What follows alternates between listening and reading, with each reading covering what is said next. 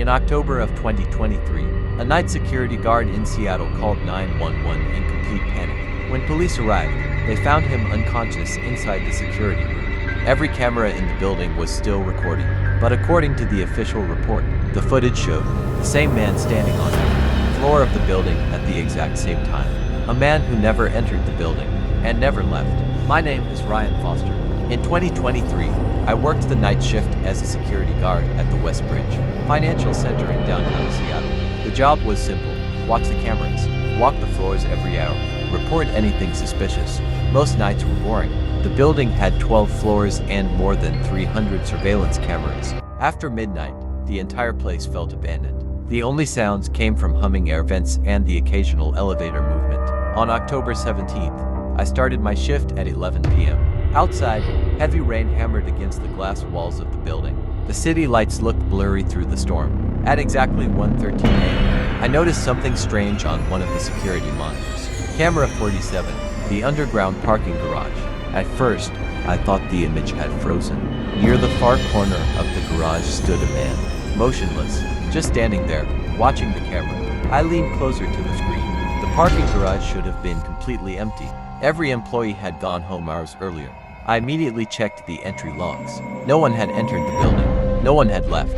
Yet there he was, standing perfectly still. I switched to another camera angle. The man disappeared.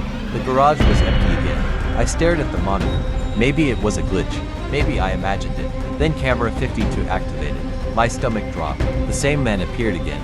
This time he was standing beside elevator 3, much closer than before. I zoomed in. Dark hoodie, pale face, head tilted slightly downward. But something felt wrong. He wasn't moving, not even a little. For nearly 3 minutes, he remained completely motionless. Then the screen flickered. For less than a second, when the image returned, he was gone.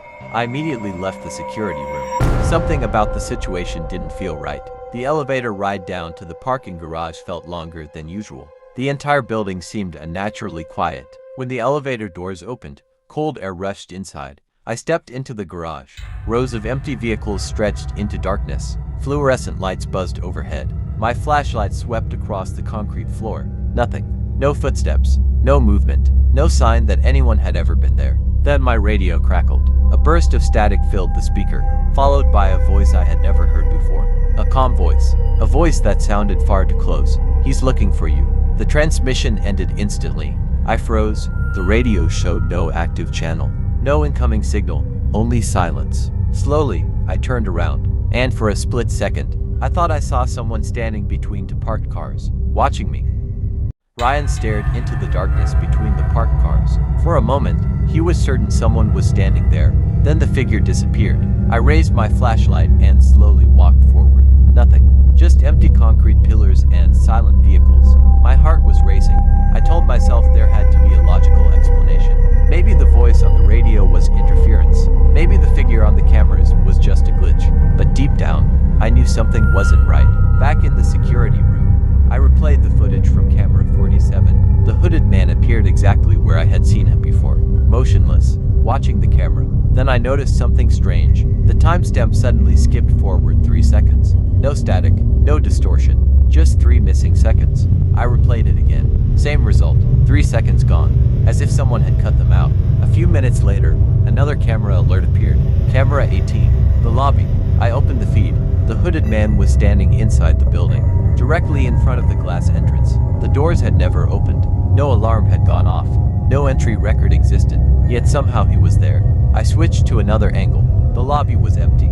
I switched back. The man was there again, watching, waiting. Then the screen flickered, and he vanished. At around 2:30 a.m., I decided to check the lobby myself. The entire floor was silent. Rain tapped softly against the glass walls. No footprints, no sign of anyone entering, nothing. Then I noticed an old man sitting near the reception desk. I nearly jumped. He hadn't been there a moment earlier. Gray beard, dark coat, tired eyes. He sat completely still. "Can I help you, sir?" I asked. The old man looked directly at me. "You've seen him?" A cold chill ran through my body. The man on the cameras. My stomach dropped. I had never told anyone about the cameras. The old man slowly stood up. He liked security guards. "What are you talking about?" I asked. His expression never changed. The last one lasted 6 nights. My mouth went dry. Before I could ask another question, the lights flickered. For less than a second, when they came back on, the old man was gone, completely gone. I searched the lobby, the hallways, the stairwells, nothing, no sign of him anywhere. At 3:07 a.m., I returned to the security room. Every monitor in the building was active, every single one, and on every screen, the hooded man was standing there, a little closer than before.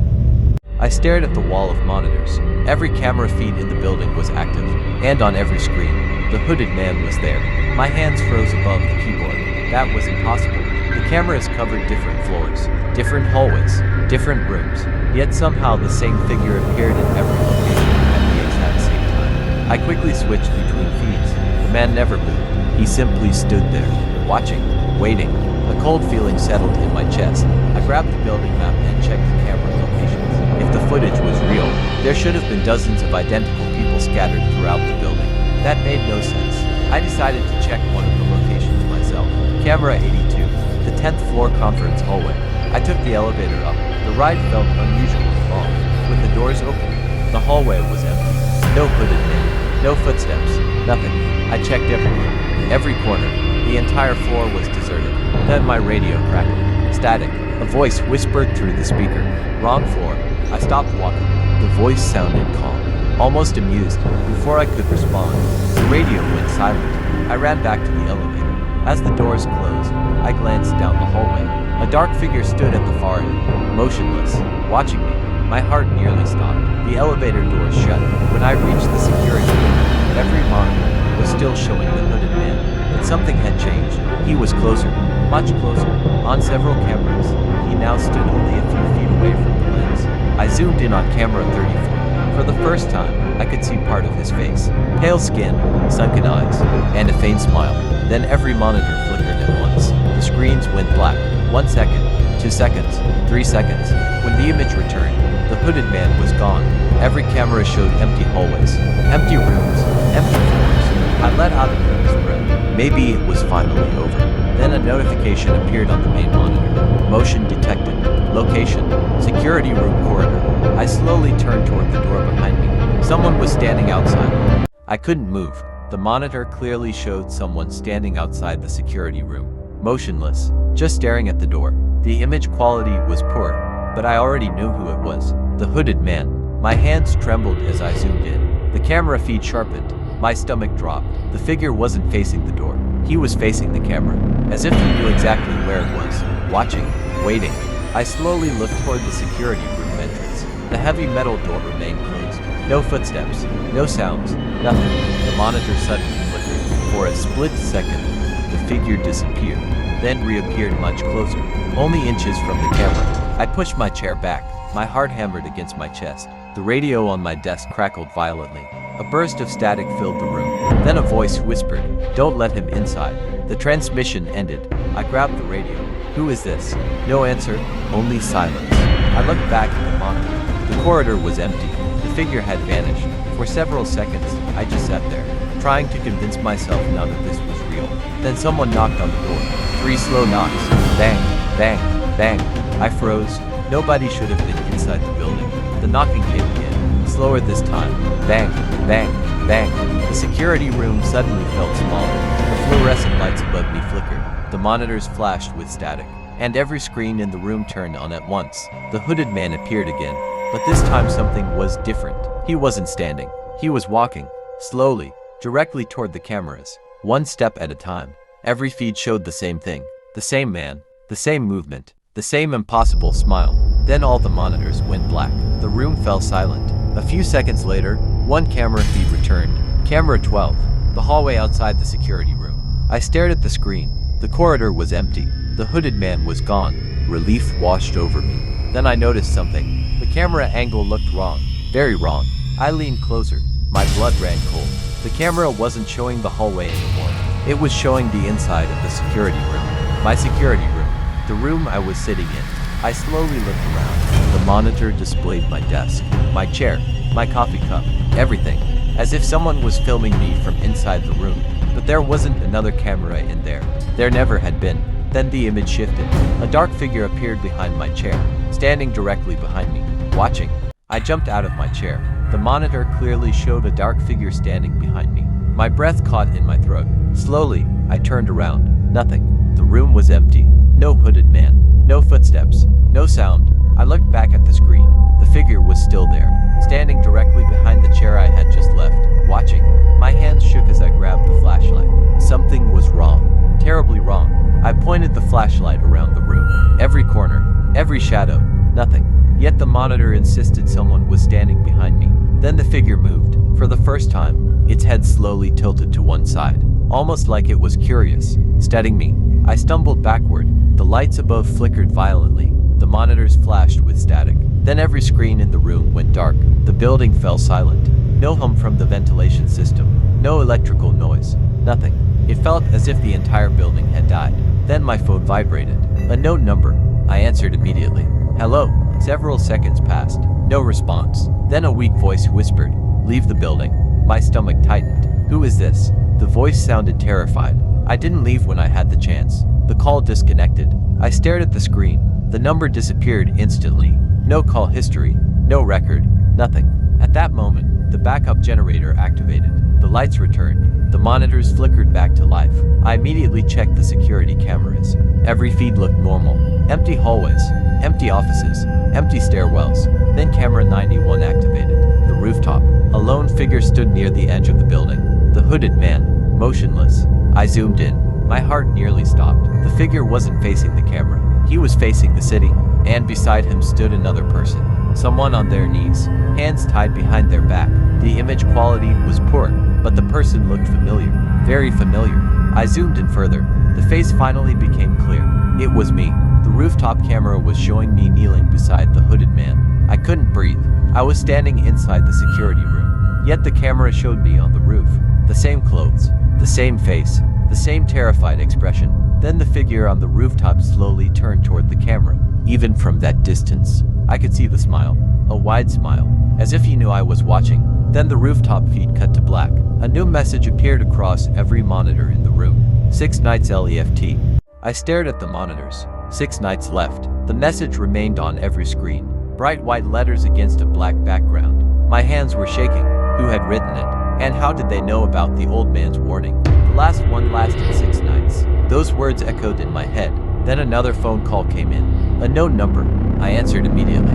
This time, a different voice spoke. An older voice. Weak. Exhausted. I know what you're seeing. My heart skipped a beat. Who are you? A long silence followed. Then the man answered. I was the guard before you. I nearly dropped the phone. The old man in the lobby had mentioned him. The last one lasted 6 nights. My mouth went dry.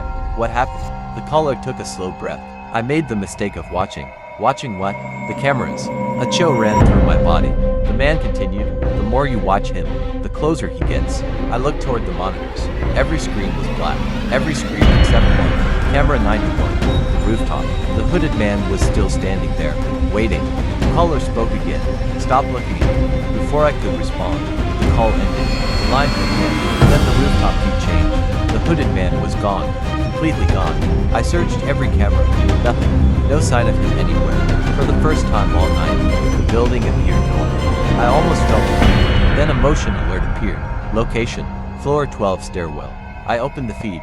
My stomach dropped. The hooded man stood inside the stairwell, closer than ever before. His face was visible now. Pale skin, dark eyes, and that same impossible smile.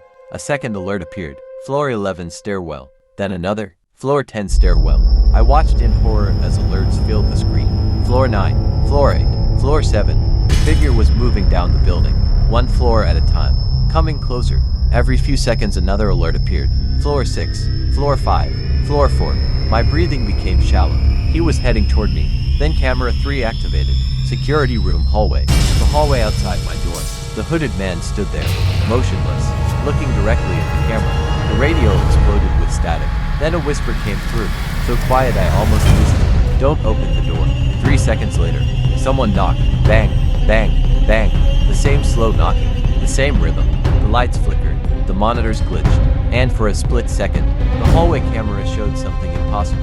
There wasn't one hooded man outside. There were dozens, standing shoulder to shoulder, filling the entire corridor.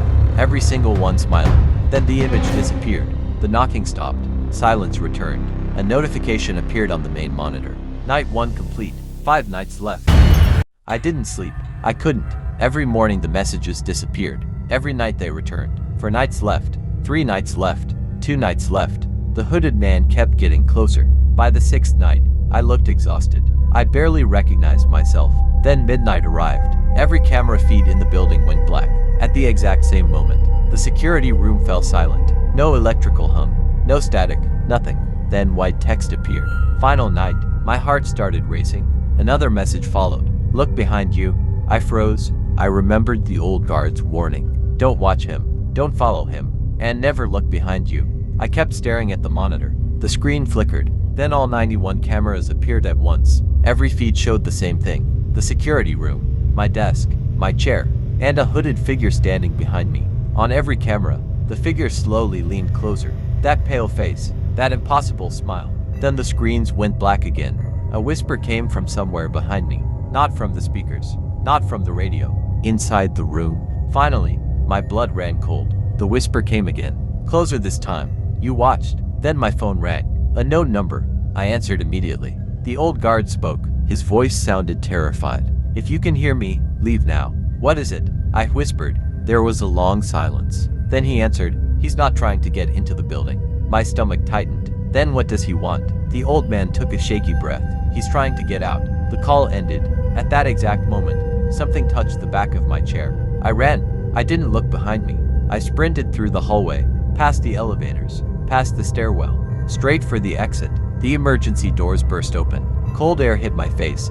I reached the parking lot and collapsed. For several minutes, I couldn't move. When I finally looked back at the building, every window was dark, except one, the security room. A figure stood behind the glass, watching me, smiling. The next morning, I quit.